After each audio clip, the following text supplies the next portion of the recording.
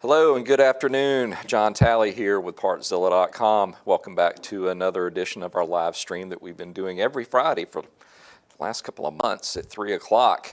As you can tell, we're back in the studio finally after the lockdown from the COVID-19, which is still going on, but at least we're back in our digs to where I can actually get some work done. And if you can see that in the background, you know that it can tell the story that I'm deep into it. Over to my left, that would be the transmission, and we're actually doing a gear reduction kit on it, as well as the GYTR clutch, and adding a recluse clutch to it as well. So if you've got one of these, maybe have it over on the East Coast, and we'll see what it takes to make it more drivable for these tight trails that we have. You may want to check out those videos when we get them live. Well, today we're going to spend a little bit of time doing a Q&A for any questions you may send in to me, and I'll do my best to answer them live. If I can't pull that off, then we'll take notes of those questions, find out the answers, and then get back with you.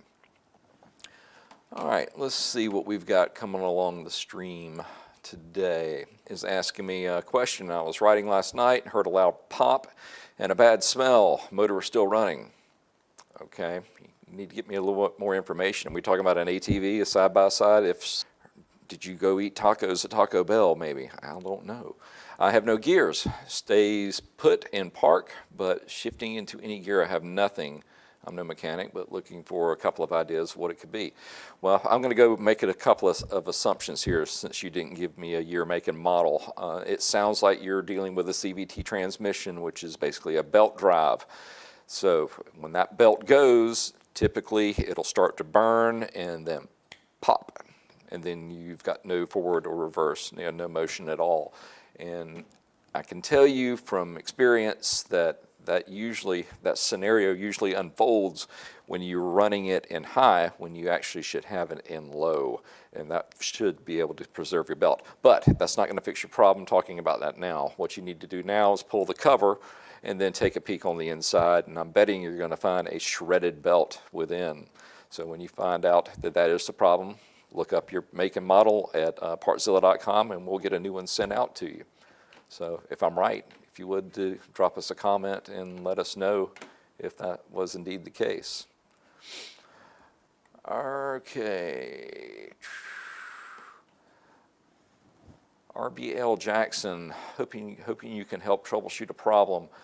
When the fuel tank is less than about half full, the bike is sputtering and missing randomly.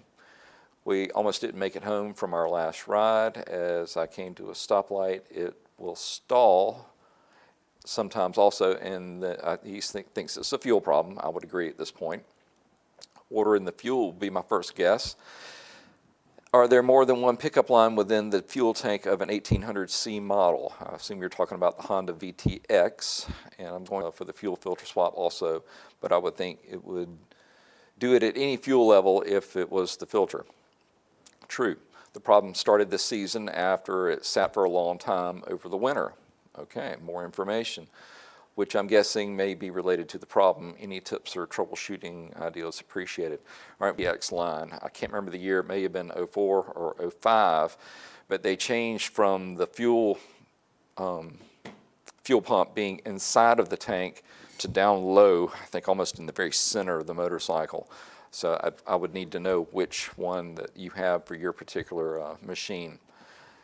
Once I know that, there's actually just one pickup line. You're going to have a pickup and a return if it's down low, because I believe that's a circulatory system that if it's set up for that long, yes, it could have water in the fuel. And the way it does that is if you did not fill up your tank completely and it was maybe only a third or a quarter full, tanks will actually sweat on the inside in humid environments.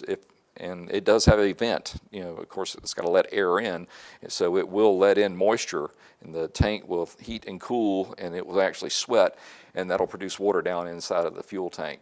So get that tank drained, so whatever's in there, it needs to come out.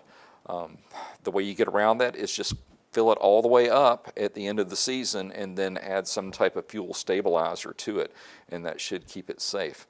Also, once you've added in the fuel stabilizer, go ahead and run it one last time so you pull in that into the fuel system itself, and